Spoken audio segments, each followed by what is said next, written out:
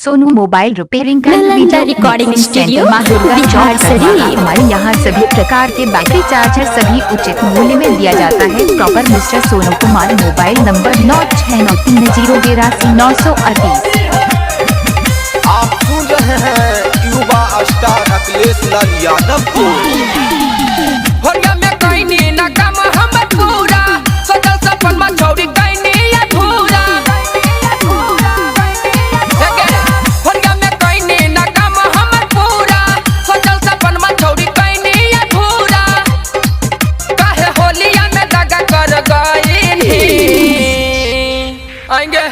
आएंगे तू तो होलिया में धोखा दे देंगे, केकरा रंगा लगाएंगे बोल लगे ऐसे काहे कहना गे बोल लगे गे छौड़ी दोसारा से रंगा लगावइनी काहे होलिया में। Sonu mobile repairing and video mixing centre, माँ दुर्गा चौक, कदमाहा। हमारे यहाँ सभी प्रकार के बैटरी चार्जर सभी उचित मूल्य में दिया जाता है। Proper mister Sonu Kumar, mobile number 9693089938। अगर आप हमारे ही वीडियो देखना चाहते हैं तो लाल बटन दबाकर सब्सक्राइब करें।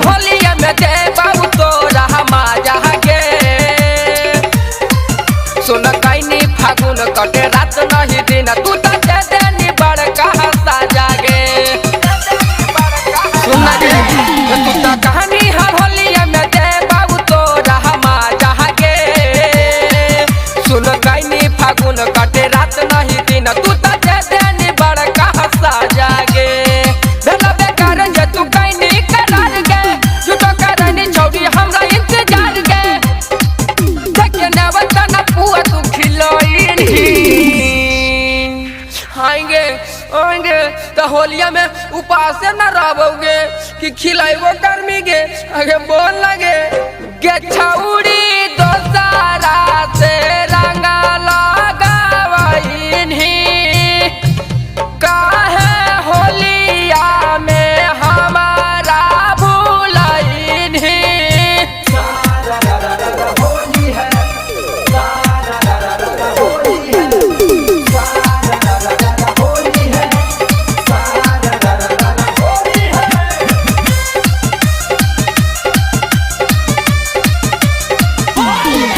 कहे राइटर विकास छोटू से सेटिंग कैनी गे कहे राजू बिहारी धरया कवारी बीरू से मीटिंग कैनी गे हमरा भुलाना गे।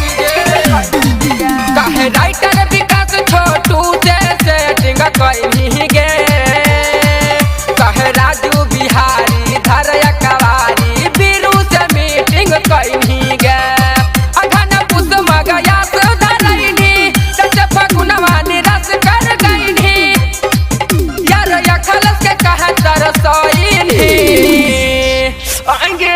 आएंगे सबके खिलाइमी और हमरा ना खिलाइमी की गे होलिया में ऐसे ना रहोगे गे छौड़ी